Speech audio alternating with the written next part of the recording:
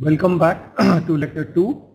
We are about to start the second lecture of module 1, and this is primarily on linked list representation. So I'll assume that the basic introduction to stacks and queues that we did using arrays are sort of clear. You have read it up in the notes which was supplied. However, if there are doubts, you can always ask me when I'll give you a chance to ask questions. So I'll start with the linked list representation thing. So basically I have to introduce to you the basic ideas of a linked list. For those who know, it will be a small repetition, okay? But I'm assuming no knowledge right now. So there are few issues to this representation. This is not an array. Okay, so how do I represent? Suppose there are 3 elements in a list.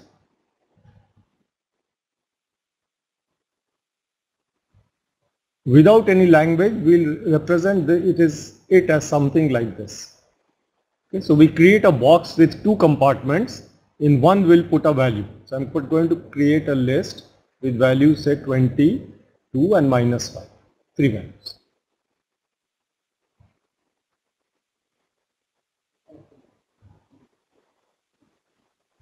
So the first box will get the value 20. Okay. The second box which I will create should get the value 2, and the third box will get the value -5. Okay.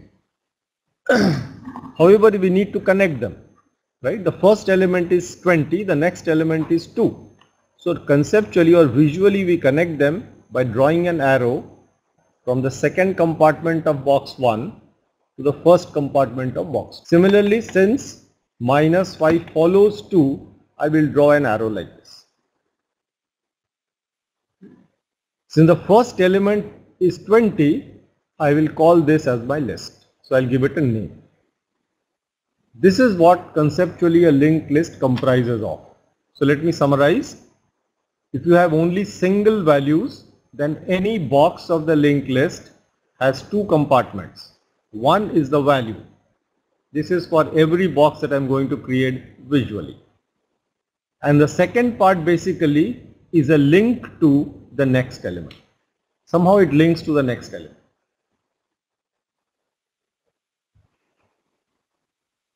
Okay.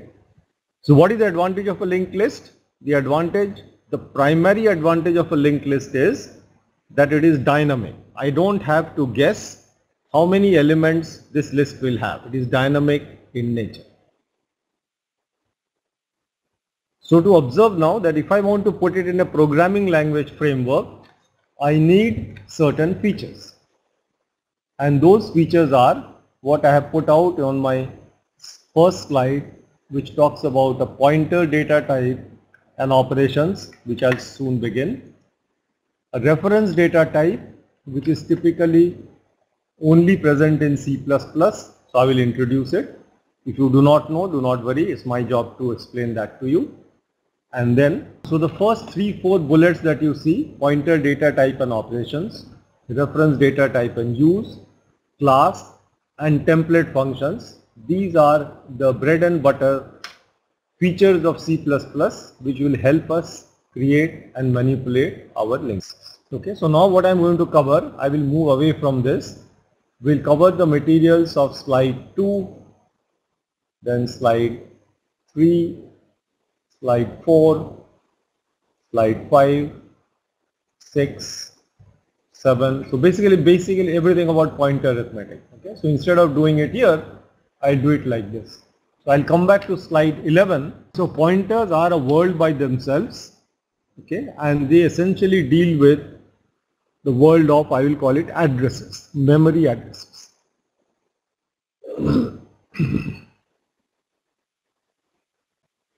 So some basic stuff which probably you already know. Whenever you declare any entity, for example, let's say I declare int x equals 25, semicolon. This is a valid declaration in both C and C++. So let's see what have we done in order to introduce this variable called x. Okay, so these are the various attributes of objects or variables. The first attribute of a declaration is first, of course, its name. So I'll write that. In this case, the name is X, as you know, as you can see. The second attribute is what is the data type. Now data type is what appears before X and therefore it is int. Okay. The third is the value, which I'll use the word R value, the read value. Okay. The value is what is assigned to X, in which case this is 25. How many bytes does this variable value occupy? Size in bytes. On my machine, integers are given 4 bytes, so this is a 4 byte long entity. So these are all various properties or attributes of X. The fifth one, which I'm going to introduce you now, the basic purpose is where in location, which is memory, is X placed. Where in the memory? It's a huge RAM, somewhere it is placed. So this is called an L value or the location value, address. This is normally not seen. I don't know what is the address because I've said int X equals 25. The other 4 attributes are known. Okay, so what happens is, if you want to look at it in more greater detail, here is the name X, which I'm writing above the box. The value is 25, I'm putting inside the box. The type is int, I'm writing below the box. The size is 4 bytes. The first 4 attributes I'm writing out here. But what is not obvious is where is X located. So there is an address. Every memory is addressable by bytes. For simplicity, I'll assume it is stored at 1000 byte. Assume in memory it is at the 1000 byte. Then its L value is basically 1000 and all the 5 attributes are now clear. So who assigns this L value? Typically the compiler does the preliminary job, but final job is done by the operating system. So for understanding, we should understand that every object that you introduce in a program, whether it's a character, a string, an integer, an array, whatever, has one address associated with it, and that is given by the system, the underlying system, and there is a way to get this entity. So now my rest of the discussion is on L values of objects, which are basically also, we'll use the word pointers. So the first thing that you need to know, when you introduce any object, you have a special operator called the ampersand operator, which gives you the address of X. Variable, object, whatever you want to call it. Okay. So for example, if I write int X equals 5 in C++, in C++ I'll use cout to display the value. I can say give me the value of X, it will give it to me. I can put some space to separate out, and then I can ask what is ampersand X, and it will also tell you the value of ampersand X. What is the L value or the address of X? If you are familiar, you already know. If you do not, memory is typically written in hexadecimal base. Okay, base 16, not base 10, not base 2, base 16. So these numbers are represented with 0x followed by some characters, which is that. So I will not get into this, but basically if you know how to interpret a hexadecimal number, then the address is shown by the system to you if you do ampersand of X. So ampersand of X is an important operator.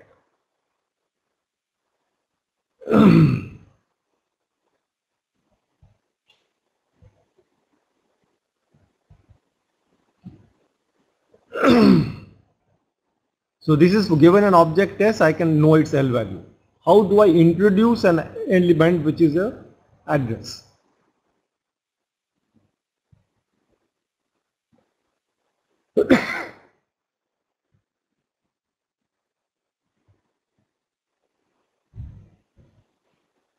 Okay. The language people will say, how do you create data type for addresses? I want to only play with addresses.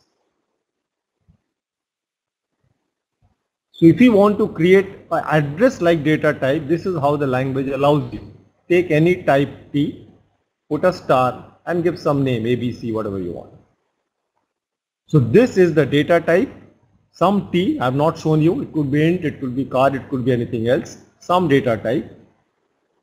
The star stands for an address, or we actually call it a pointer. So this is the basic. So I need ampersand to get the L value of an object. To create an address like entity, an object, I need to do T star. Now what I'll do is, I'll go back to slide 11 and I'll try and explain whatever I have it here. The first declaration is int I equals 0.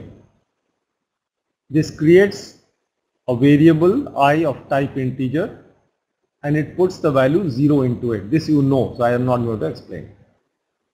Okay, let's take the next one. I'll write it here so that I can explain all of them in slow motion. Int star IP I have written equal to ampersand I. I'll explain this. Then I will do the next declaration, which is int k equals IP. I'll explain that. And let me take the next one also and try and explain, which is unsigned int star UIP equals IP.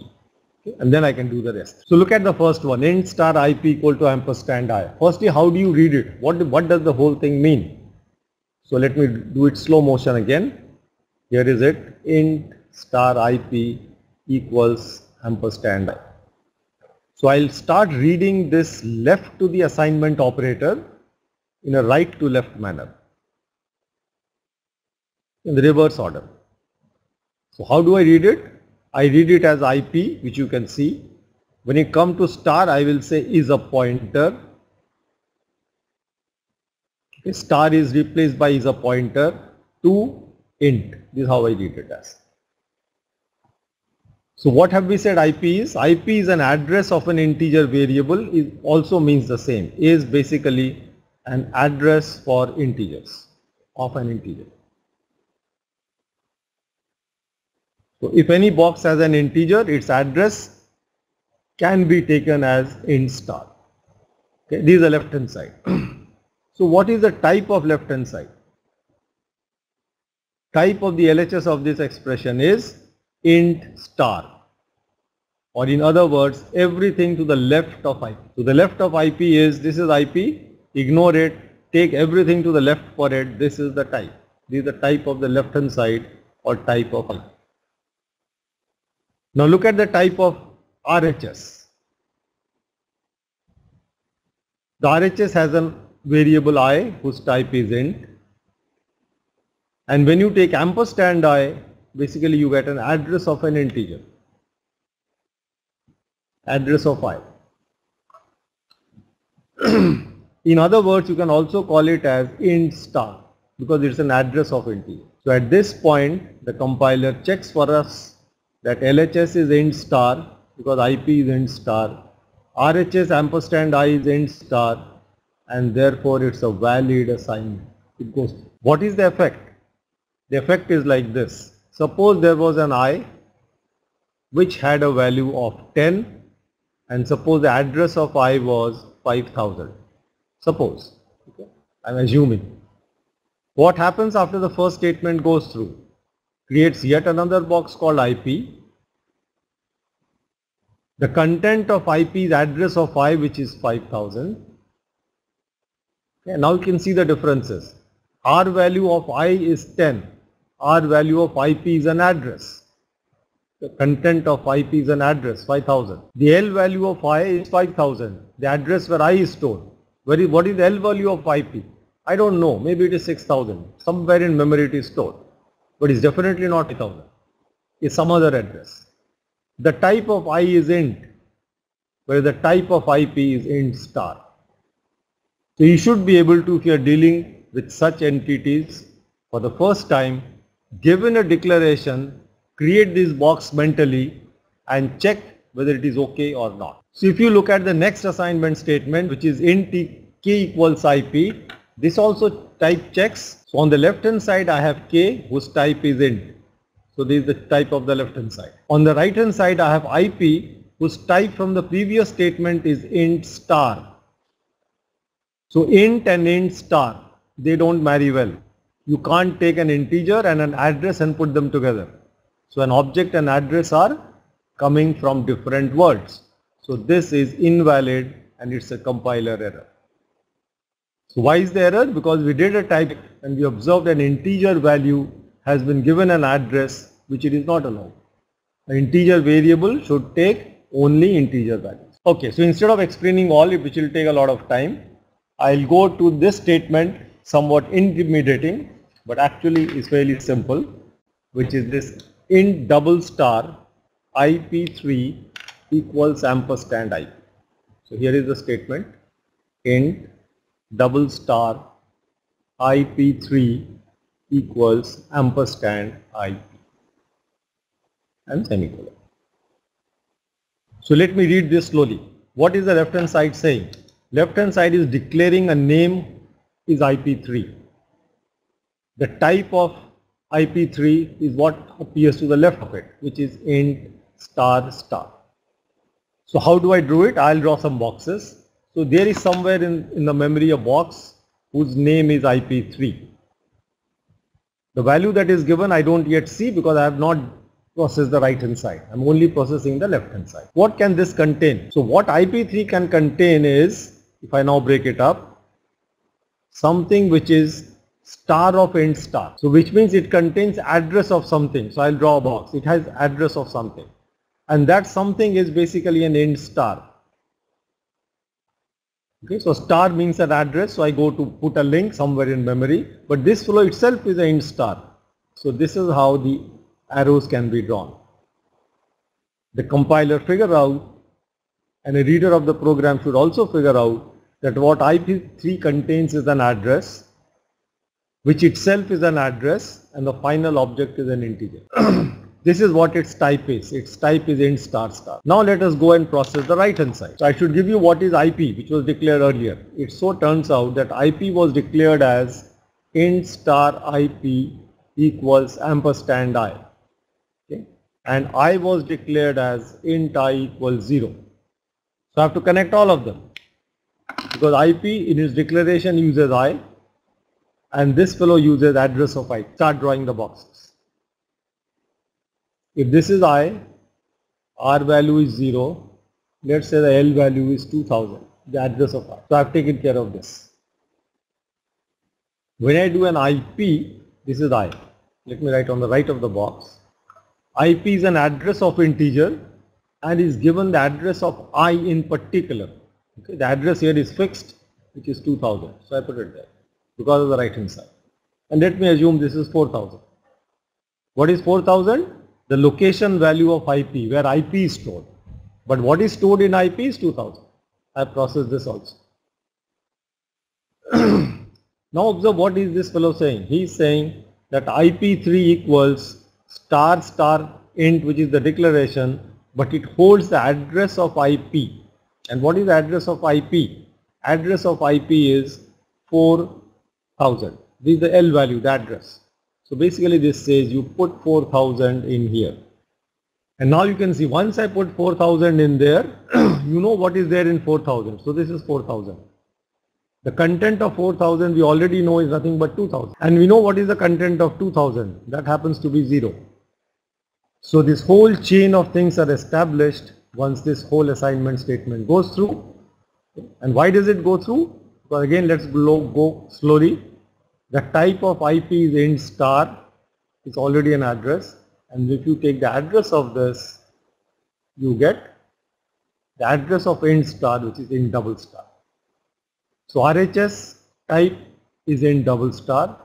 LHS type is int double star. The type matches. The assignment is proper. And hence this whole chain of things are created. Now coming back to slide 11. I'm going to skip. Many of these are illegal. You should be able to work out and see why they are illegal later. Let me move on to say that we have introduced two operators, ampersand and star, created objects which are address objects or int star star kind of objects. We declared them and we initialized. This is required to create linked list. This is only a machinery of C++, the pointer word that we have got slightly introduced to. Great. So let me go on from slide 11.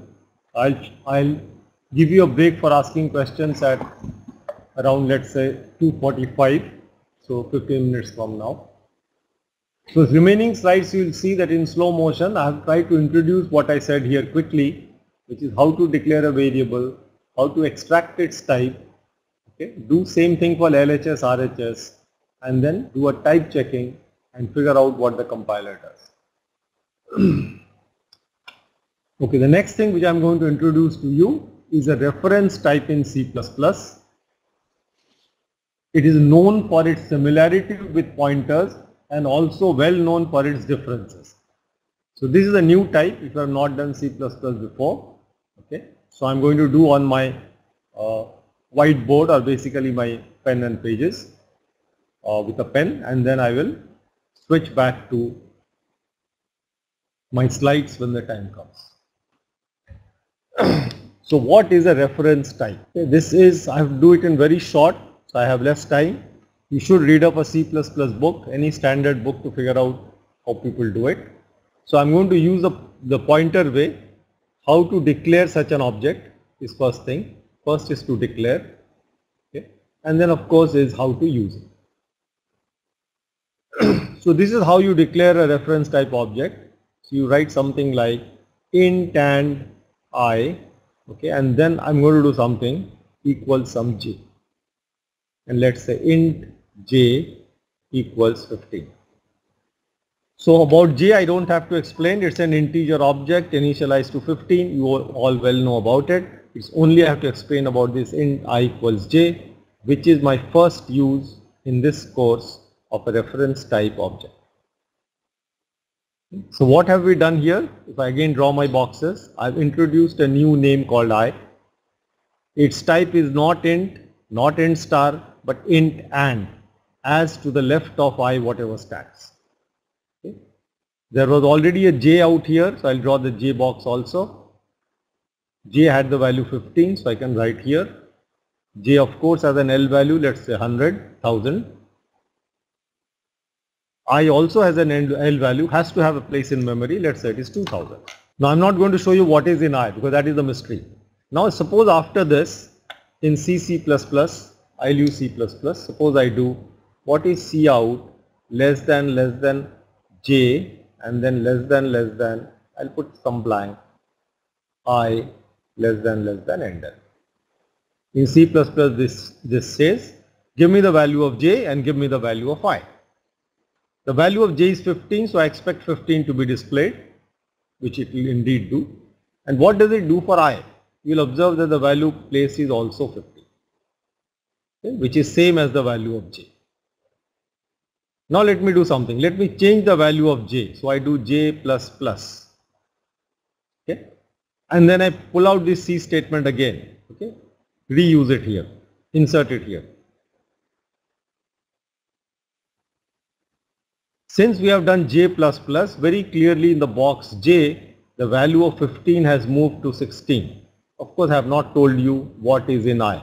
I'm still not telling you. But if you do this, execute the statement after this change, you observe that I value is become 16 and so is the value of j. Okay, so this is I, this is j first followed by I. So I'm asking you to believe me that j and I are sort of tied together. Whatever you do to j, I seems to reflect the same thing. Okay, but note down that j is not a copy of I. In the sense that if I change the value of j, then I also changes. You are not copying, it's not j equal to I. No, it's something different. So let me now give you the mystery as to how that happens for a reference type variable. So a reference type variable, we use the word alias. So we create a reference type object, it's an alias of an original object. You have to be alias of someone. So alias of the object of which is it's the reference.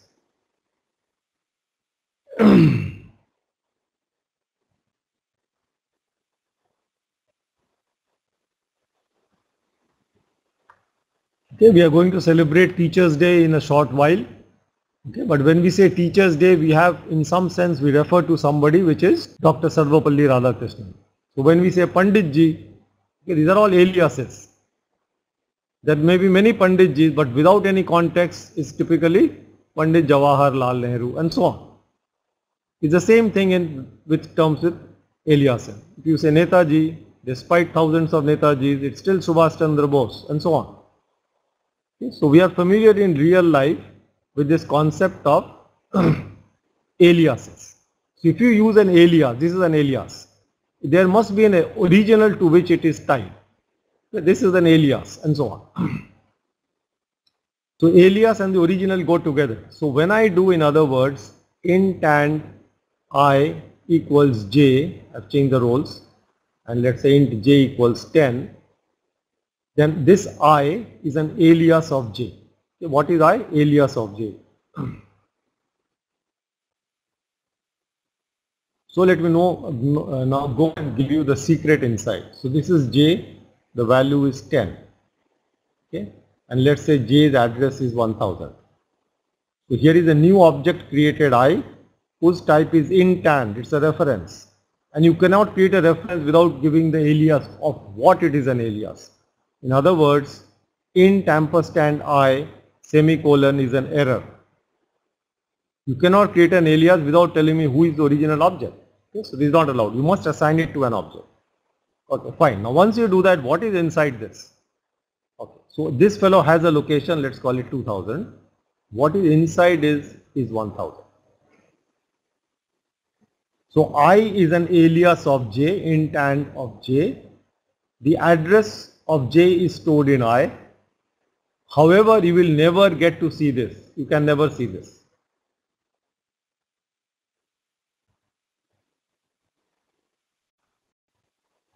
What do I mean by this? So let me give you another statement. So here is int I equals 5, int and j equals I. I've created a proper reference type j of the object I, and if I do cout less than I, less than ampersand I, less than endl, okay, and if I do the same thing with j,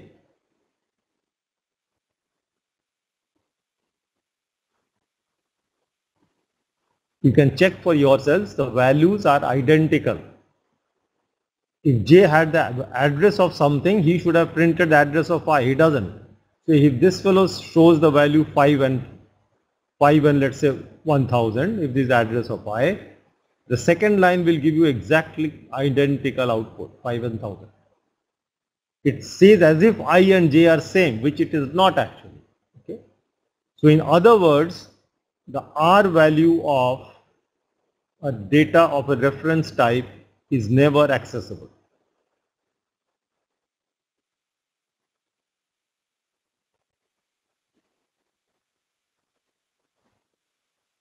So now I give you the full formal definition. What is a reference type? What is a reference object? Reference object is a constant pointer. You can figure it out.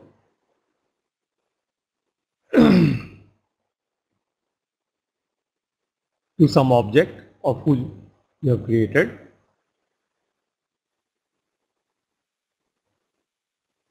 That is automatically dereferenced whenever used.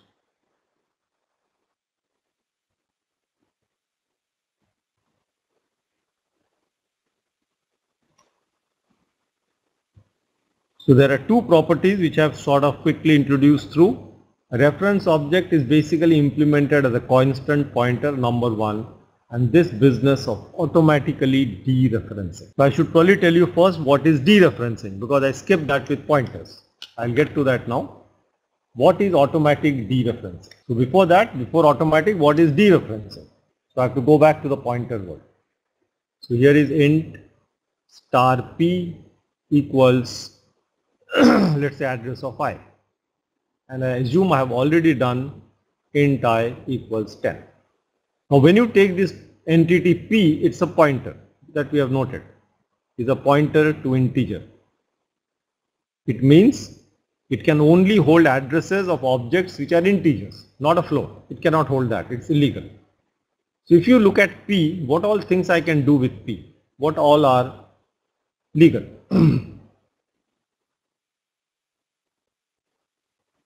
I can do P. I can say what is P? He's supposed to give me. I can say what is address of P? He's supposed to give me. I can say what is star P? He's still supposed to give me. But this is called the dereferencing operation.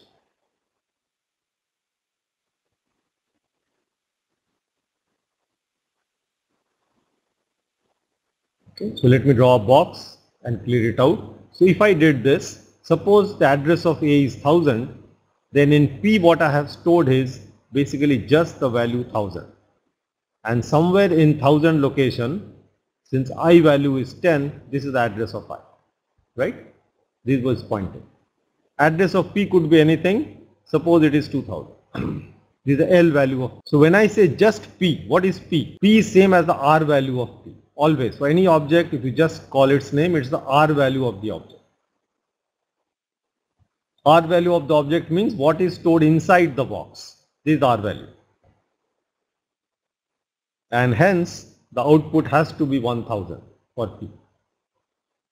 When you say give me ampersand P, you are saying where is P stored? That's 2000. I have given it here. This is L value. The only thing I have to introduce is what is star P. Now star P says dereference P. If you're only having a pointer, you can use star P. Because this is an address, I can go to the object inside the address. So extract the object from the address which is stored in P, from the address. This is dereference, not reference, but do the reverse. So if I dereference P, I take 1000, I go to the 1000 location, pick up the value, and the returned value is 10. What if I asked here, what is I, what is address of I, and what is dereferenced of I? For this integer object I is R value, so it will give you 10. Ampersand I is the L value, which I have said is 1000.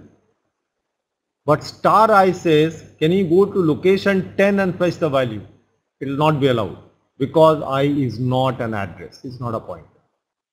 So you can do dereferencing only on pointer type of values and not on normal values.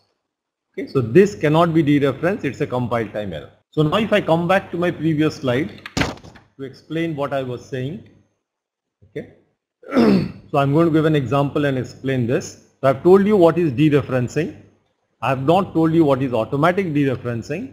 I'll do so immediately. And I'll also give you the feel of constant pointer. Okay. And then you will understand the reference type, and it's a very powerful type which is extremely useful for passing values in functions. And functions are, as you know, the bread and butter of C++ like languages. So here is my reference type last explanation. Suppose int I is 15, an integer object created. I create a reference object, I'll give it a slightly different name, so ref I, and I put it equal to I. Okay, now what is happening inside, which will never be seen by you, but let me give you a feel. Here is I, R value 15, let's say L value is 3000, type is integer, I'm writing all the relevant entities. Ref I is yet another different variable, different object, so here is the name. The type is int and, everything to the left of the declaration is the type, for I it is int, ref I it is int and. The value inside I am about to show you. The address of this could be 4000, but we have said it typically stores the address of I, which is 3000. But remember, this I have said is a constant pointer. Anything that is constant, the value cannot be changed. It is a constant value. In this case, a pointer. So this is what is actually internally stored. But suppose you say, what is the address of ref I? Let's see how it processes. So when you say address of ref I, he goes to whatever is ref I. Okay. So what is ref I? Ref I happens to be this entity 3000. So 3000 is what? 3000 is dereference. So ref I is basically address of the entity which is basically holding the value of 3000. But this fellow will immediately dereference, which will say, no, no, you can't look at 3000, that's not your business. So please go to the object. Sorry, so it will turn out to ampersand of 15. Where is 15 stored? Which is 3000. So whether you do ampersand of I or you do ref I, the answer is the same. Why? Because every time you try to use ref I, it takes the constant pointer stored in there, dereferences it automatically, whether you like it or not, which means uses it to go to the object and then uses the object and does the operation. So for example, if I did ref I, this is only for declaration. I do ref I plus plus. Let's see how it works. Ref I has the value 3000. So it takes the value 3000, dereferences it to go to I, which is the value 15. Okay. Does plus 1 to it, which is the value 16. Supposed to store in 4000. No, dereference. So actually it stores it here. So this is the reason when you do ref I, you will never be able to see the address of ref I. You will never be able to see the pointer. Whenever you ask anything about ref I, he will show you only that of I. Address of ref I is address of I. Content of ref I is the content of I. Okay. So this is how the system has decided to implement a reference type.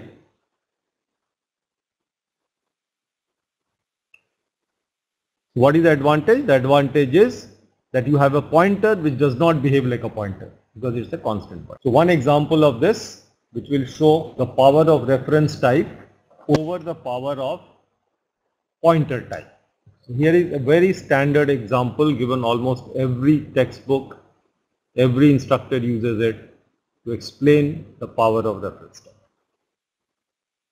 I am sure most of you have seen this innocent looking functions which is called swap, meant for interchange.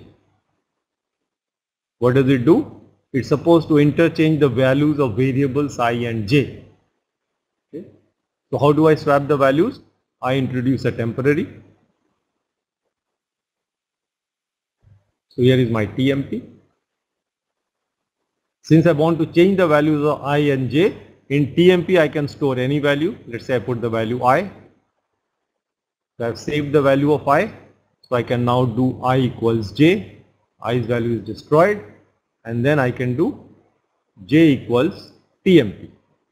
Right? I'm sure you have seen the code. It's nothing new for you. So by using this TMP, the effect that we have done is we took some values of I and j. Suppose it was a star and this was a hash to explain two different values. At the end of the whole show, okay, the thing has converted to hash and star. We have swapped the two values. We all know that this function has no effect on the caller. So for example, if I call this function with swap x and y in some other calling context where x and y are integers, this will have no effect because only inside you have changed the value of x and y. These parameters do not carry, it's a call by value mechanism. I will not get into details, but basically the values of x and y have not changed, are unchanged. If they have changed only inside the function. If you say cout ij, they are different than I and j. But outside from the caller, there is no change. Okay, so let's do something else. I want this change to happen, so I don't want call by value. Nothing prevents me from giving two pointers. So I'll use int star I and int star j. So I now take physically two pointers of two values. So what do? I can use a TMP again. I should use a TMP, a temporary place. So what do I do with TMP? I want to hold a value. So in TMP I can put the value of I. How do I do that? I basically take I, which is int star, and put. So this is star I. So if I do this, I take the pointer dereference and I put in the integer variable the value of I. I have dereferenced and put the value. Okay. Then what do I put in I? I have to dereference the value of j. Okay, so I have to do star of I equals star of j.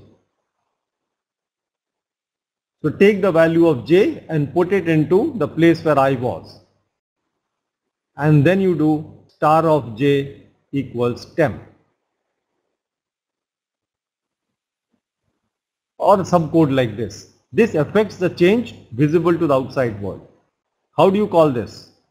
I have to call it differently. I have to say int x comma y, and now I have to call it as address x comma address of y. This C. So many of you may know. The function definition, the call. Okay. So look at the context that is changing and how careful we, the writers of the program, will be. This is the definition, this is the use. Use ampersand here to pass pointers. Use stars here to accept pointers. Rewrite your code using pointers and objects so that the whole thing goes well. So if you want to make changes visible outside a function, I have to use earlier this in C, the world of pointers like this or something similar. Now look at what reference type will enable you. So here is my swap function written for the last time.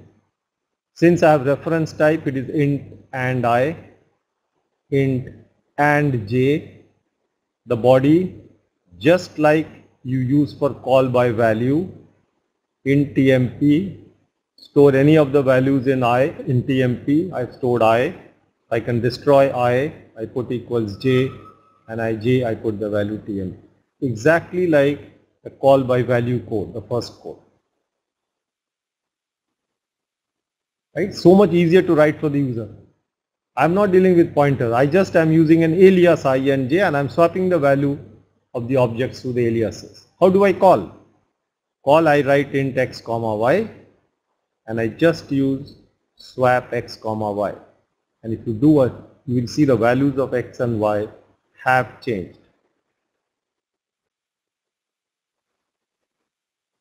This is a feature of C++ which I have used many times in my course. I wanted to explain it to you. So how does it work? It works like this. In the callers area there are two values, x and y, right? Which are integer data type. They have some values, some integer. I don't care what the values are. When we call, at this call point, the control transfers to the caller, to the call function. But what are I and j? They are aliases. So if this is the location of I and this is the location of j for the function swap, what will get passed here? Since these are aliases, effectively it will have the pointer or the address of x, which you will not know and I will not know. A const address of x and address. However, you know that in reference type I don't use any pointers. So when I do tmp equals I, in temporary, because of the alias, the value of x will move. I equals j, though you are using constant pointers, they are dereferenced. This exactly works like a simple object. So we deal with objects and yet have the power of pointers. This is what reference type is all about. But we have the so all my applications that I will make of reference type of C++ is only in such things where I can pass arguments through pointers, and the only difference is that the changes to I and j, the arguments, will be visible outside the function. So I get the power of a pointer without using star. I just use ampersand in the parameter definitions. Inside I deal with them as objects I and j. But whatever original objects you pass, the aliases I and j will behave as if you are working with the originals, because implicitly you have the pointer without having the trouble to deal with the pointer notation. This in crux is the power of reference. I have actually gone through a lot of slides. This is the point in time where I would like to break. Okay, but I'll tell you where I am. So I've covered 17, 18.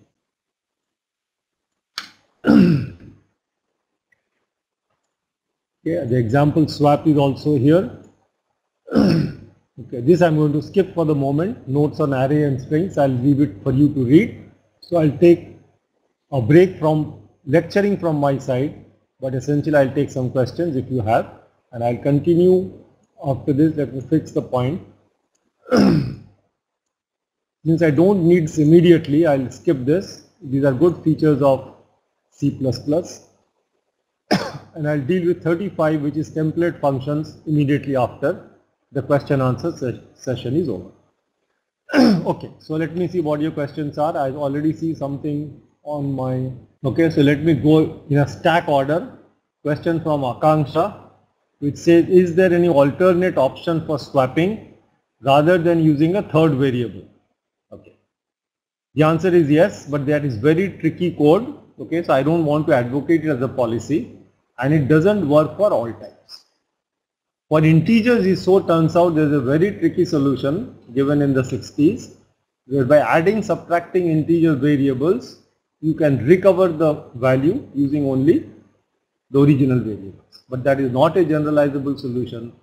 So don't worry, you cannot swap two strings with it, you cannot swap two characters with it, you cannot swap two floating point variables with it, or you cannot swap two objects of your defined types. Okay, so it's not generalizable, but for integers, yes, there is a very tricky solution which is not useful for us. So I suggest use a third variable. It is cleaner code, easier for you to read the next time, easier for somebody else to read it the next time. Okay, Namisha says, what is the meaning of alias? Okay, I thought I was trying to tell you, alias is basically another name for an object. Okay, and after that the alias and the original object are used interchangeably. Okay, like Bapuji and Mahatma Gandhi.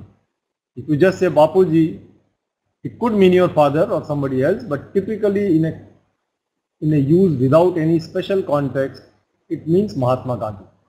So Mahatma Gandhi is the original leader or the original, the great person of India, and Bapuji is his alias. Okay. So basically alias is another name given to an object which already has one name. So the first name is not an alias, the first name is the original. I hope this is clear. There is somebody, Kshitija from asked a question. Once a reference variable has been defined to refer to any particular variable, it can refer to any other variable. Okay, the answer is no. Okay, you observe I use the word constant pointer, right? So if I create an object I, and if I create a reference object or an alias by giving it some name, let's say J, then remember what is stored in J. J has the address of I. Okay, suppose the address of I is 1000, right? So it has hold 1000, and it's a constant pointer, which means the value of J cannot be changed. You can't even see it. Since it cannot be changed, J cannot reference any other object. It will keep referencing to I. But the value of I can change. Understand, right? The pointer is constant, not the value. So J's content cannot be changed, but I's content can be changed anytime you want. I think Kunal's answer is the same. A pointer is just a pointer, or maybe I'll use my board for a short while just to explain this point, because many of you are having this doubt between. So Namisha, are you okay with my answer, or you have some more question to ask? I mean, any other doubts? So it will take a lot of time to write it out. Okay, dangling reference I have not come to, I'll take it up. Pointer, so I'm going to tell you the difference between pointer and reference type, because that is coming up again and again. So maybe I'll do this now. Okay, so you see I've created two columns, one called pointer, the other called reference. So let's see the first column, what is happening. As a result of this association or assignment, the value of P has the value, let's say 1000. 1000 is the address of I, which has some value. I don't know. Let's say the value of I something, whatever, 10 or whatever. This is what is done by this assignment. Since I don't know the value of I am not giving you a value here. What is the consequence of this? There is no binding on the fact that P should hold on to 1000. I can write immediately P equal to address of J, and this can change to the address of J, which could be 2000. So the value of P is changeable by changing P to point to another object. Let's say the value of I was 20. There is nothing which prevents me from changing this value to 200. So the contents of both P and I can change, which means I can have a different value, and P can point to another object. Okay? P can point to any object, provided it's an integer. This is for pointers. Now let's go to references. I've done the same thing. So here is, let's say, some I which has some value. Let the address of I be 1000. Because you created a reference, here is R. This has an implicit const pointer this, and maybe its address is something 3000. I don't know. Now what is not changeable? Value of I can change. You can change it to another value. If it is 100, you can make it 1000. Whatever you want. But this value is not changeable. How can you not change the value of R? Because to change the value of R, you need to know the address where R is. Okay? Only then you can change R. Where is R? Then I can go and put something in that location. But this is never shown to you. It is never visible to the user. And check it out when you have time. If you do address of R, you will get address.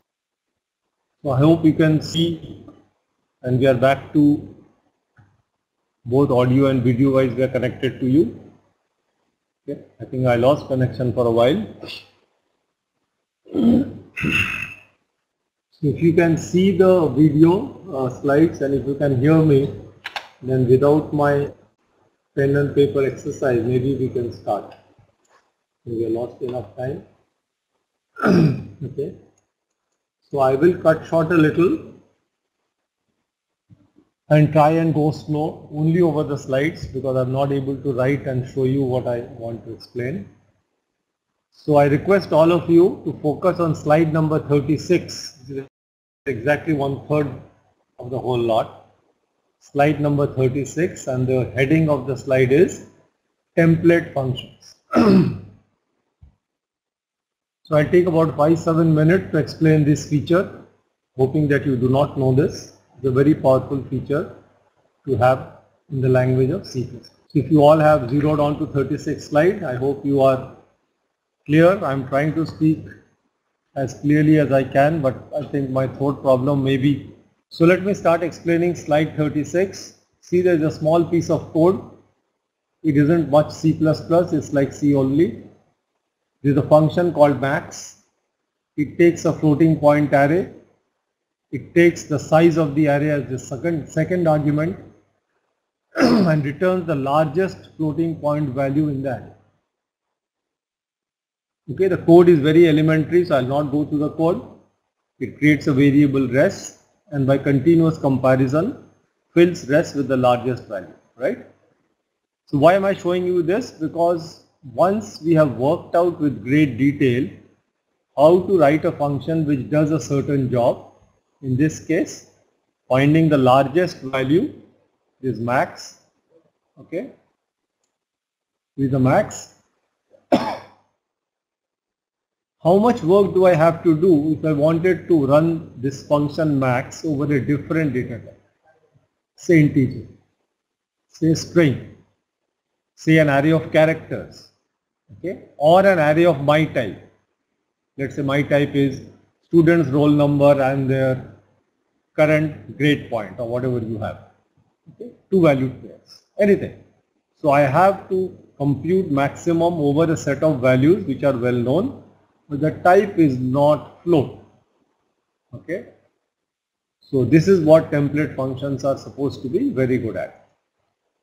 So look at the next slide, which is slide number 37, and observe that wherever the word float was there in the previous slide, I have replaced it by a variable t, which is not defined. So if you read this function definition in English, it will say function max returns a type t, which I don't know. Its first argument is an array of name m, but array of what? Of type t, which I don't know. Second argument is an integer, so that's well stated, everything is known. The first assignment statement is creation of a variable named res assigned to the first location of the array A0, but what type? I don't know, it is t. Okay. So this is what is the abstraction that one does when one wants to figure out that the code of max is very general and needs small cosmetic changes in order to make it work for different data types. Okay, so this is the first observation, that max depends very minorly, exactly in 3 places. But if you change a different type, the function will work. But I have to rewrite it. Okay. So C++ people said, if this is the scenario where a minor rewriting, copy, paste and some correction will make a new function, please don't do it. We will do it for you.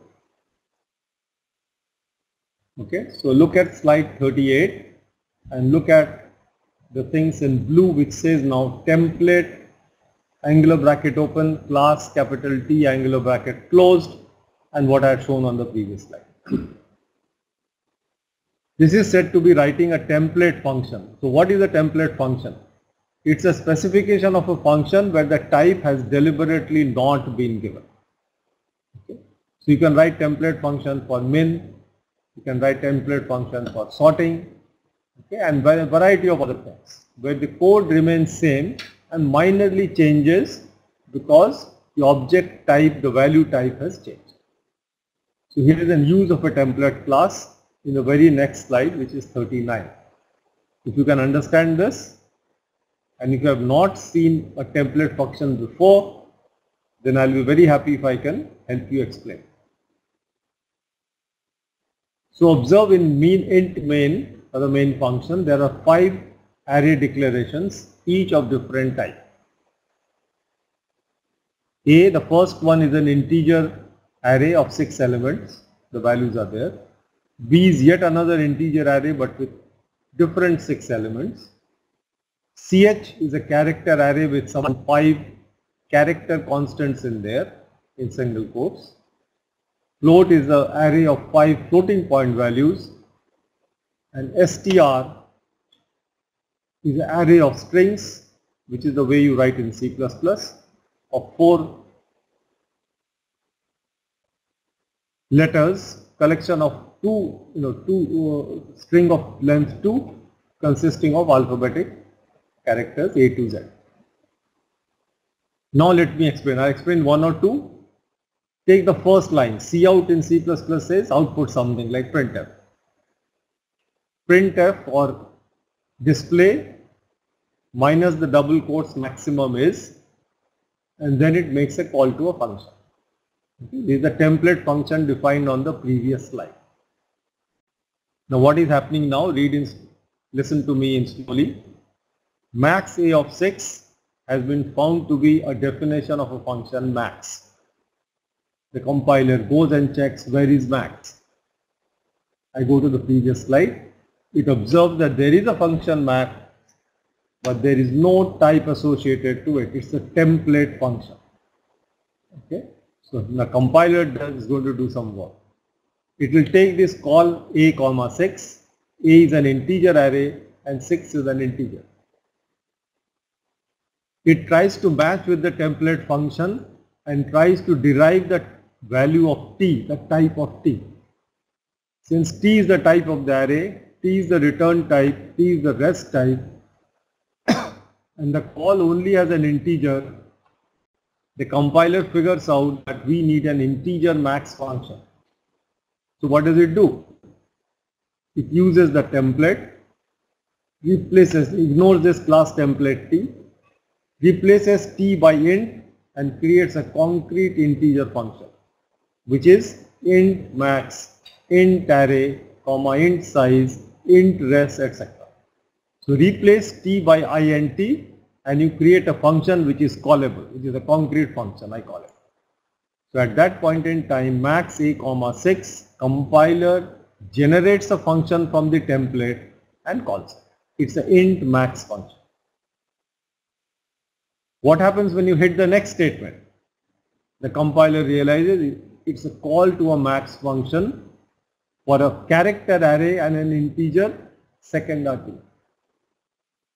Now it says, okay, where are the definitions of function max?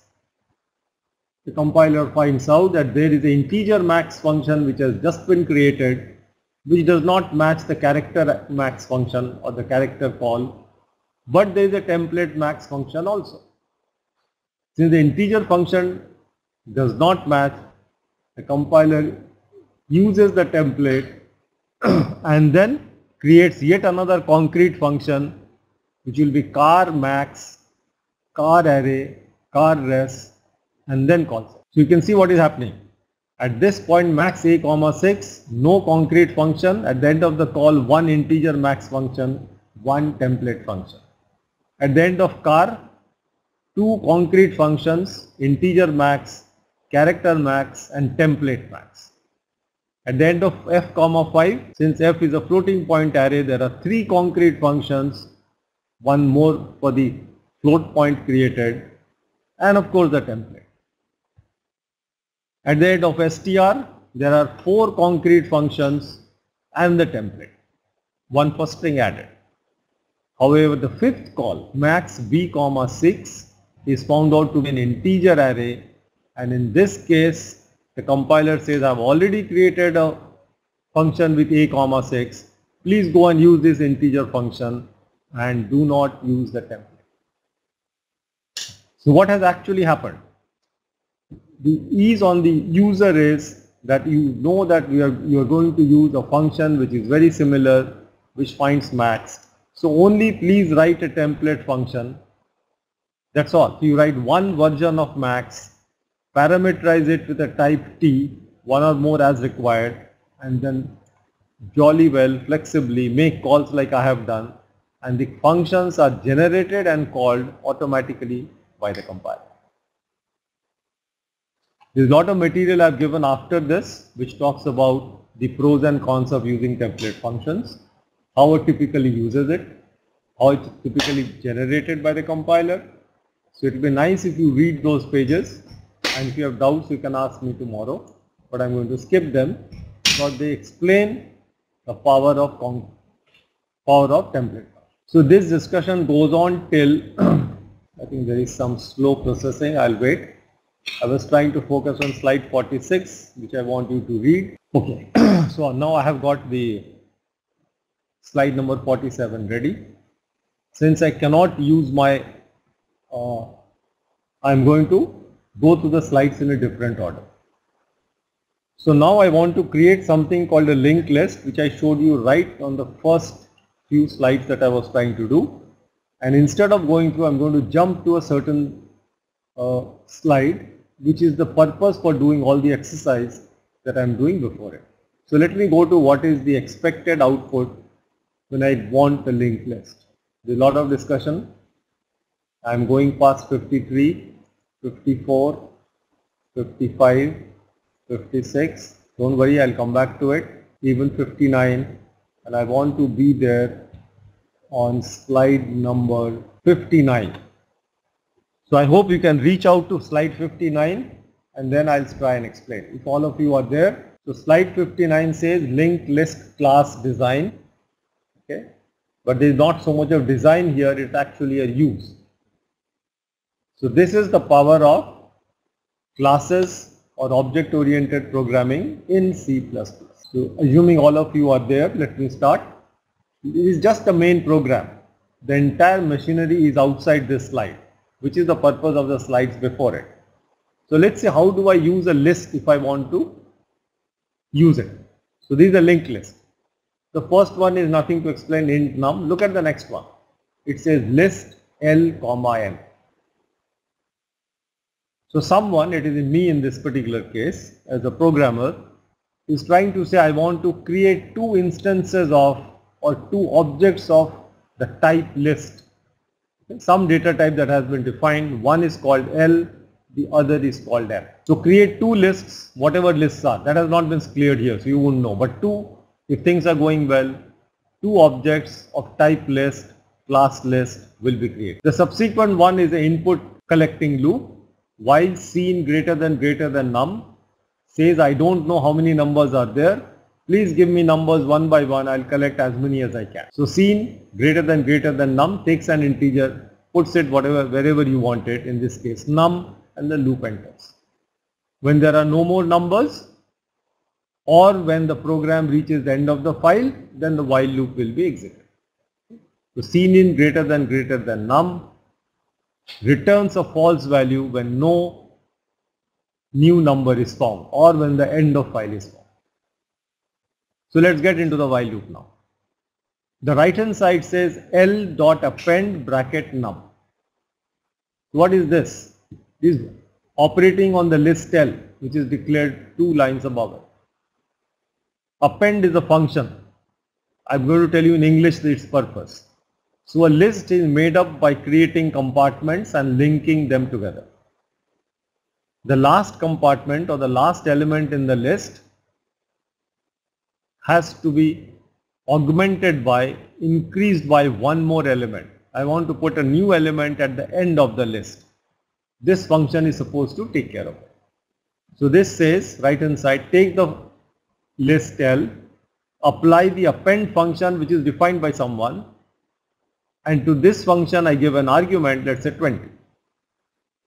In which case the value 20 will be added at the end of the list L if this function is written properly. And then this append probably is returning a new list after the change, and the same name L is used to catch it. Which means my new list after the append operation is the list L with the element added at the end. Okay. Look at the next one. It's just single line. I'm giving you long explanations.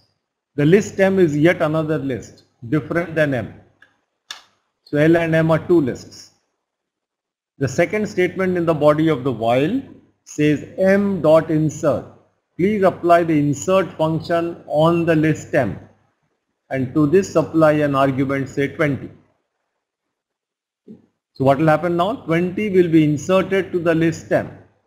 I'm going to tell you now that insert appends at the first element of the list. Insert places an element at the head of a list.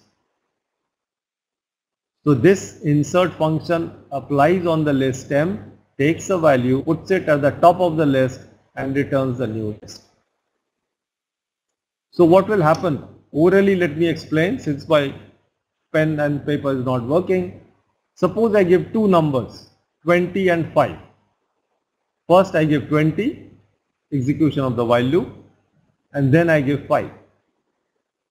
What happens to L? L appends the first number 20 at the end of the list, subsequently adds 5 at the end of the list. So in L the numbers are 20 followed by 5, right? There's the order in which the list has been populated. What happens to M? The first time you put 20, 20 goes to the top of the list, and next time you put 5, you put it again at top of the list. 20 is pushed back, 5 is put on the top. So M list has the elements in order 5 and 20. Since you can see the same numbers given in a certain order, they will be appearing reverse in insert as compared to append. That's how it is designed. If you want to find out how many elements are there in list L, because you don't know how many times while loop will execute, you can do L dot length. To apply the length function to the list, and it will tell you how many elements are there in list L. This is how it is defined. If you want the number of elements in M, do M dot length. I'll skip this merge for the moment, but this merge was supposed to concatenate 2 lists. Take 2 lists, at the end of the first list join the second list, and this thing together becomes one big list. Okay. So yeah, if I have ABC in the first list, and if I have 1, 2, 3 in the second list, then first concatenated with the second is ABC 1, 2, 3. If you concatenate the first list to the second list, the reverse order, first the second list, then you concatenate with the first list, then your list will become 1, 2, 3 followed by ABC. This is what concatenate operation does, and that is used by the symbol plus. So whoever has designed this class list has made sure that operator plus is redefined over list elements, lists. Then you observe that the last thing which I have used there or something that I have used here is a merged list Okay, I can also have a display function which can display the elements of the list and so on.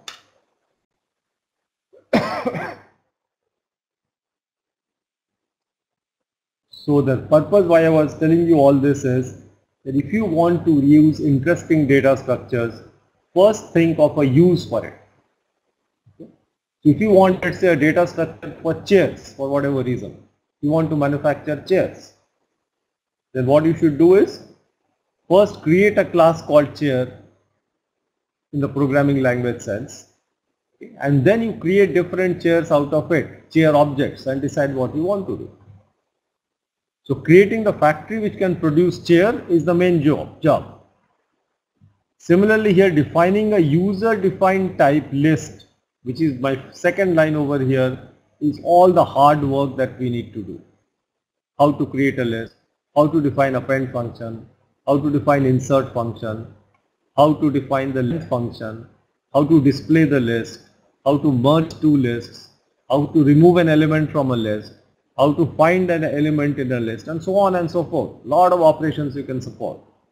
But once you do it carefully, the use is just like what I have shown you. You solve a problem by creating a list, processing the list as per your needs, and getting the job done. Okay. So many of you have asked in the past, I could see, what is the application of pointers, linked lists, and so on. So these applications are typically characterized by, defined by elements or populations that are not predictable easily. If you can predict the size of a population, maybe you can use something like an array. Okay. But if you cannot, then probably you should use something like a linked list. So let me give you a little more useful application. Suppose you are holding a conference, right, and you have invited people. There are people who will come and participate, present papers, there are guests. However, you are not sure how many people will actually come. So what do? Hoping that it's a very popular event, a big person is coming, you can book an auditorium of size 5,000 and be sure that it will be doing its job. This is like an array-like attitude or approach. The problem with this is that if only 10 people come up, then you end up paying for the auditorium of size 5,000. You pay for its AC, you pay for its all other accessories, but you utilize very little of it, right? Because your estimates went horribly wrong.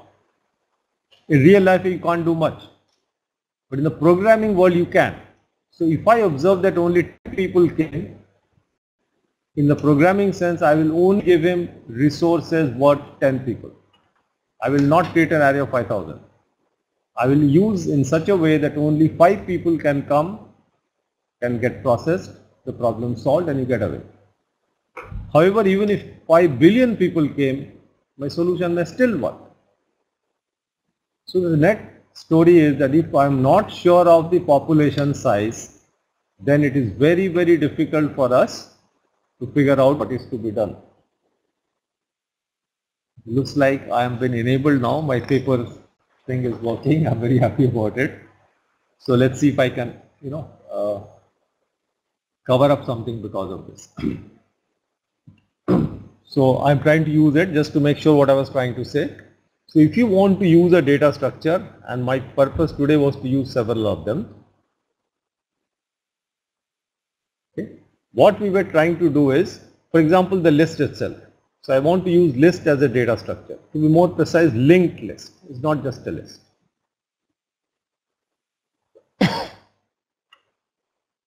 So what we said we will do is, we will not worry about it. Of course, we will do something like class list, and here will be a huge thing that we will fill up to be defined. Don't worry. Okay, we don't want to solve this immediately, but I would like to see what will I do with this list. How do I solve a problem? That is more important. Okay, so I'm going to create a problem which is very useful in numerical maths, and since you wanted applications. So here are something called polynomials. I've given it as a problem later. Okay, so what are polynomials? Polynomial is something like x to the power 2000 or plus 2x to the power 50 minus 26.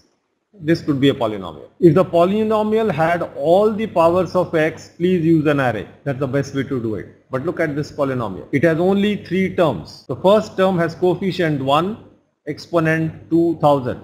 The second term has coefficient 2 power 50. The third term has coefficient minus 1 and value coefficient minus 26, power of x is 0. What will people do? They'll say, of course I can use an array. Please go ahead and use an array. No issues.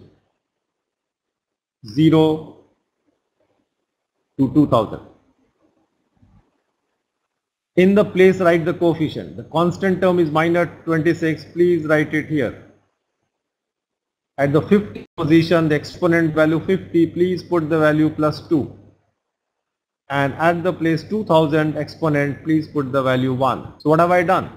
I have an array of size 2001 and I have 3 elements sitting in this huge place. The rest are all zeros, so the coefficients are zeros. You realize these are sparse polynomials. And unfortunately, even though we may not like, sparse things occur in numerical problems very, very often. Sparse matrices, sparse polynomials, sparse vectors and so on in real problem solving. So now anyone who uses an array is going to end up using wasteful resources. What will a linked list fellow do? So here is one. So they will say, okay, since you have given me such a unnatural problem, I will create boxes like this. Here is my coefficient, here is my exponent, and here is my next element. The first, if you remember, my first thing was x to the power 2000. I read it from the previous slide. Plus 2x to the power 50 minus 26. Okay. So when you insert this is what we will do. This is 1 into 2000, coefficient 1 power 2000. So here is coefficient 1.0, exponent 2000. I'll read the next term. I'll populate it with yet another box. Coefficient 2 in the same order, exponent 50, and there is yet one more element. So please go ahead. Coefficient minus 26, exponent 0, end of the list. This is my polynomial. Okay, so this is a completely different representation than what you will do with an array. And who did this? People did it long back, even before pointers and such things were available. So they said, I don't care the degree is 2000, there are 3 terms, I have only 3 places. The only extra thing that is happening is this place that you are using to create the next fellow is a waste of space which is not needed in an array. Because I need here the address of the next element. If this fellow is 2000, I want to put 2000 here. If this fellow is 4000, then I want to put 4000 here to reach this place. So this is a linked list for an application which is very real. And I have asked you in the assignment to develop something. So here is what I'll not complete it because that's an assignment. But I would like to define, depending on the application, a class polynomial. Okay. What do I do with it? So my use will be like this. Poly, maybe P1. You want to find out the degree, please do P1 dot degree. I'll give a machinery here. He'll tell you the degree of the polynomial. This will be a function. You want to find out the roots of the polynomial. Here is a function called roots defined in that class. It will give you all the roots. Okay. What else do you want? Whatever you want. You want to evaluate the polynomial at a point. Give me a point, polynomial.eval, and give me a floating point value. I'll evaluate the polynomial and give it to you. What is the value of the polynomial? For example, at 2.0, you will get it. Whatever you want. You want to add 2 polynomials. I should be able to write P2 equals P1 plus P2. Done. Just like you do add 2 numbers, I'll add my polynomials. I can divide 2 polynomials in the same manner if you wanted to. I could also write P1 equals P2 division P3. This is the power of the polynomial in as a class. So you now realize that the easy world of arrays goes away, and in this world when you write the main programs like what I have written, it looks as if polynomials are built-in types. You create polynomials, you add polynomials, you multiply polynomials, you find roots of polynomials. Okay. Polynomials are used for prediction. You can say the market rates are like this, please tell me the market for tomorrow. The polynomial will predict and give it the value to you. Let's evaluate a polynomial. So anything. So again, to characterize, since I don't have too much time, linked lists are a great facilitator, are a great tool. Once the size of your population are uncertain, they are changing, which is very often happens in the real world. Okay. For example, the amount of video frames that you are collecting, somebody who is processing videos, he doesn't know. Okay. It may be varying from few thousands to few millions, and yet you have to do the processing. What do you do? So then you use dynamic data structures, dynamic ways of processing, for which whatever this module was supposed to do is ideal. So use linked lists, don't use fixed entities, and then you proceed. So really speaking, my allotted time is up, but we have lost a lot of time in between. So I want to know from you, how long can I continue, okay, to do a little more in what I was trying to do.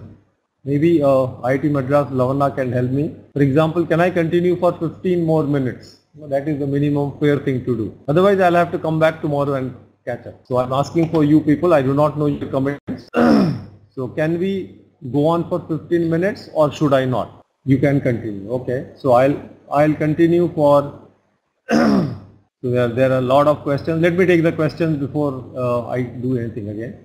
So what is the dangling reference? Okay. So this is something, if people know pointers, then it makes a lot of sense. Okay. The dangling reference is basically, what is a pointer? Let me go back. I not use my thing.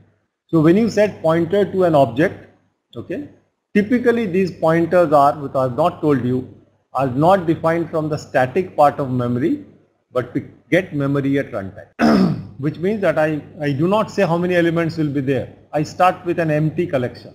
The first person arrives, I say from somewhere, give me one object, enough space to hold one object. That's called dynamic memory. If you know the word heap, they are allocated from the heap. So I get a place, I get a room, I note down the room number, which is basically the address, the pointer, and I continue. Just like you get memory at runtime, you can also return memory at runtime. So when you check out of a hotel, you surrender the keys to the reception, right? And you walk away because you returned. Now what if you walk out of the hostel, but you keep, or the hotel, but they keep the key with you? Now it's possible that there is only, one hotel with the name and the key, and therefore you can identify. But the point is, once you have left the city and the hotel and it's just the number 103 written on it, you just won't know what it is. This is an instance of a dangling reference. So I have an address in memory, but it does not point to the object that I was using it to save.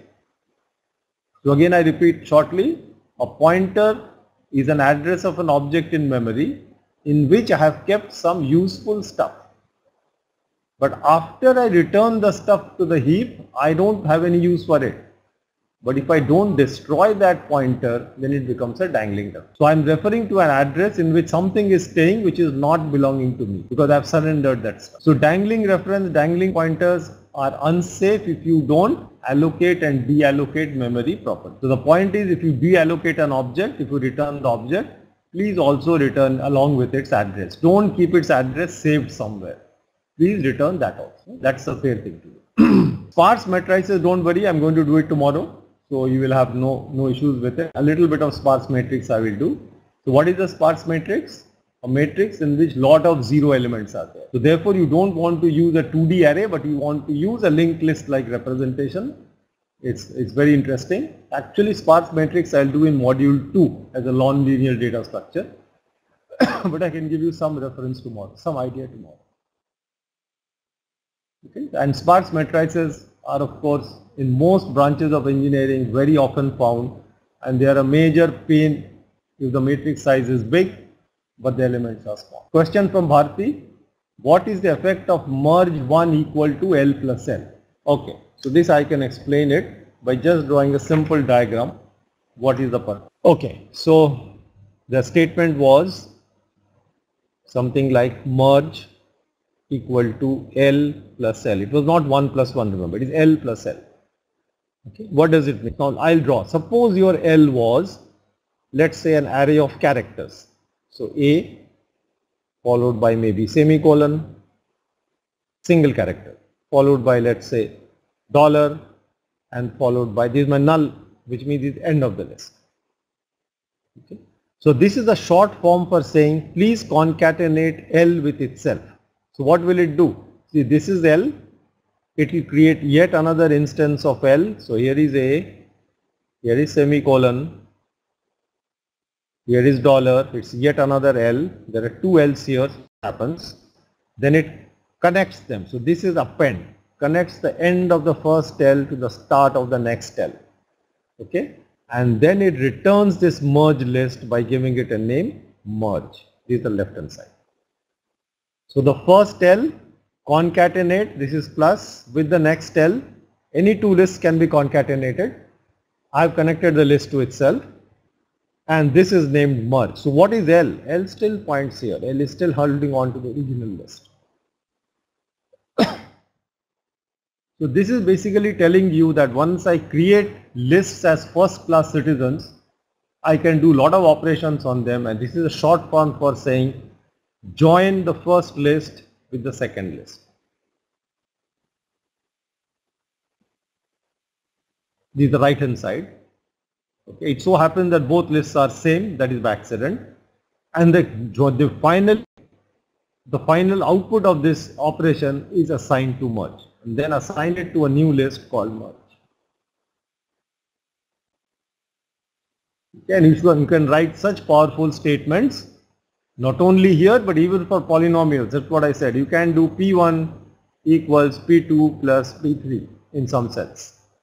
So the two polynomials will be added, the appropriate coefficient exponent match will be done, and your result will be taken care of. Okay, so in the remaining 5-10 minutes that I have, I'll do a little bit, I'll do it only on my paper out here, and I'll ask you to read the slides, because otherwise it will become very slow. Is that active? Okay. So what I was trying to do after my list was there, which you can read up now, I was trying to do it I was trying to give you 3 data structures. One is list, okay, the other was a stack, and the third was a queue. I am supposed to continue doing them even tomorrow when I'll do some applications along with your help. Okay, I hope you can see what I'm writing. Okay, so I have some questions, but I'll answer them at the end. So list I've already shown you. A list is basically a collection like this, where you have to go from the first element to the last element. Okay. A stack, since I'm going to do only linked allocations, will look something like this.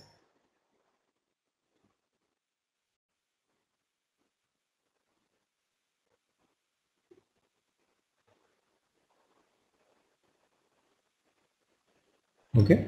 So this is the top of a stack. A queue, on the other hand, the one which I am going to use is a little different than what you may find in some other places. I'm going to explain it through examples. Okay. Typically a queue is like this. This is called the front of a queue, and this is called the rear end or the other end of the queue. For a stack, which is this is my stack. All operations are done at this end, which I was explaining the last time. For a queue, the front is used for deletion, to delete elements, and rear is used to insert elements. And you observe that these are all linked. I am not using arrays. So linked lists were basically, okay, or the linked list class will be very easy for us to be used. So I'll first develop a linked list class, which examples are given on these slides. Have a look at it. And then I was supposed to develop the stack and queue if enough time was given. But still I want to take you through some of the elements of creating a stack and a queue. Okay, the conceptual issues of a linked stack and a linked queue. So very briefly, so a linked stack or a linked queue. Okay, let me take up the linked queue, which is conceptually easier. So what I said there are two elements, front. Okay, you have the element which is called a rear, which are two pointers to the queue, and then you have a collection, a linked list, depending on how many elements, collection of elements, which is basically a linked list. Okay.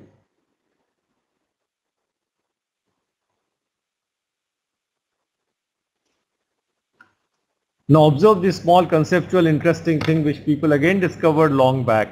They said, why two pointers? We can do with only one pointer in the case of a queue. So I'm going to only discuss that solution. Okay. So suppose I'm going to build it up for you. So suppose I have elements 2, 13, 15, 7 joining a queue. Okay. So don't worry about the implementation right now. I want to just form a queue with those 4 elements. How do I start? I start with an empty linked list.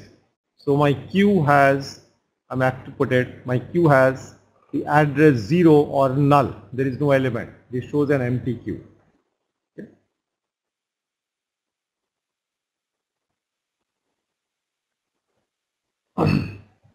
My first element 2 joins. This is what will happen.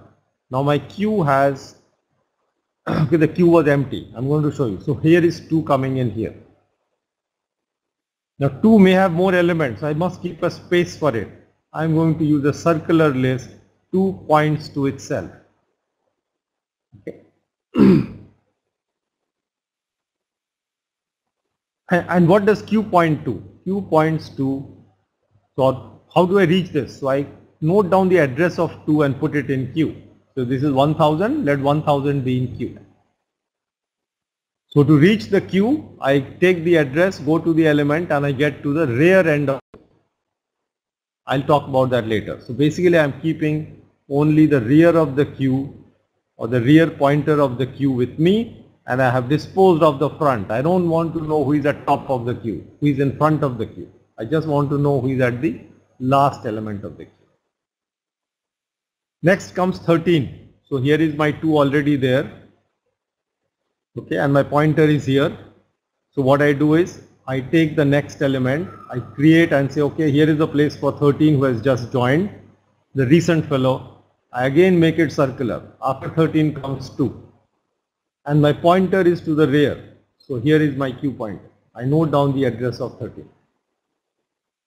Okay, let me continue. The next time when 15 also joins the queue, I have 2 here. The next element to come was 15 last time. This time 15 has come. The next element to 15 is 2 back, and I only know the address of this element, which is 15, which is the last element in the queue. Okay. So why is this enough? Because observe that what is 2? 2 is basically the next element to 15.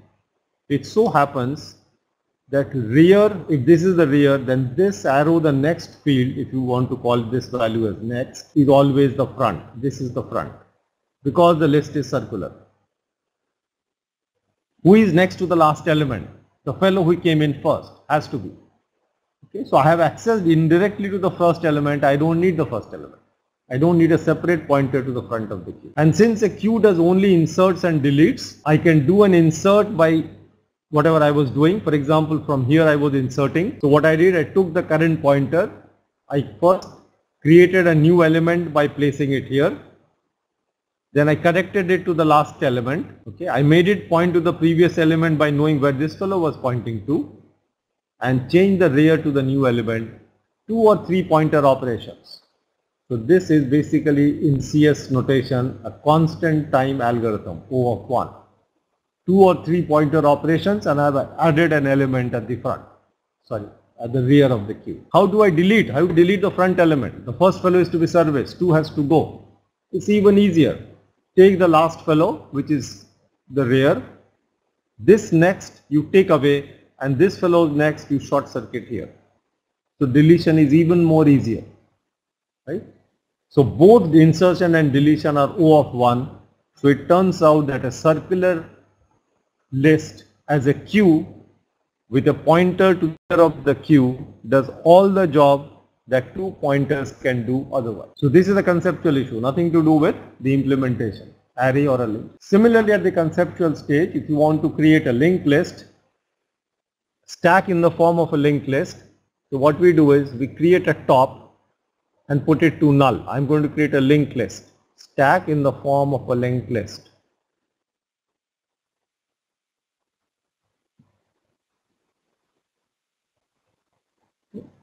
List is a stack of strings. Now I want to add this string which is language C to it, double quote C. So what do? I create an element, I put the value C prime prime there or whatever, C or whatever you want, the name of the language, put a 0, change my top to point to this is 2000, please put 2000 here. This was all obtained at runtime. So really speaking, if you want to know, this whole stack will develop on the heap, whereas the static area of the program is what it will be there. Typically this will be on the stack of, not the stack I'm implementing, but the stack allocated by the compiler. Okay, in some other area, let's say it's a static area. Let me not confuse you. Next time you want to push the language C++. I've already pushed C. Now I want to push C++ to this collection. So what do? This is already there. I use a new place from the heap. I have to ask, initialize this to C++. Stack always notes the recent element. So this I connect first to this by copying this value, one pointer assignment. Okay, then I delete this. And this new element which I've added, I point here. And my stack has grown by one size. Okay, so when I do this, if this is 3000, then this changes its value to 3000. So two pointer assignments and my stack has increased in size 1.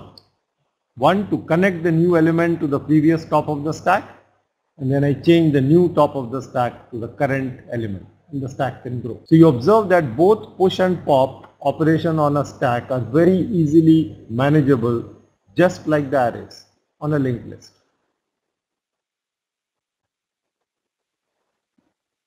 So this is the stack as a linked list. I have the address of the top element on the stack and I can process it the way you want. So on the slides I've given you a lot more details, lot more code which will implement the same things in a certain way. So what I suggest is, before I start tomorrow, okay, I'll take the questions now. Before I start tomorrow, please read up the notes which are in lecture 2 and come up with your questions if you want. You can put the questions before I join here at 2, so I can come and see the questions, answer them to the best I can, okay, and then I'll continue with the applications of the material. So read, if you have doubt with the code, ask. If you have doubt with the design, ask. Or whatever else that you feel you are not comfortable with. Okay, so now I'll take up whatever questions I can find before I stop. I have a question from Manoj Kumar Yadav. Which one is faster and why, a linked list or an array? Okay, so this answer is given to some extent in the slide of lecture 3. That is why I begin with, I compare an array with a linked list. But it's not easy to answer this question in a context independent manner. So instead of saying which is faster, a linked list or an array, I would suggest you take an application, whatever you have. Let us implement it both using a linked list or an array and then see for that application whether it is faster or not. So in general, if you want me to answer, I'll still try and give you some. If you know the size of an array properly, then a lot of things are possible. So creating an array is easy, it takes space. Accessing any element of the array is directly constant. Suppose I create an array of 1 million.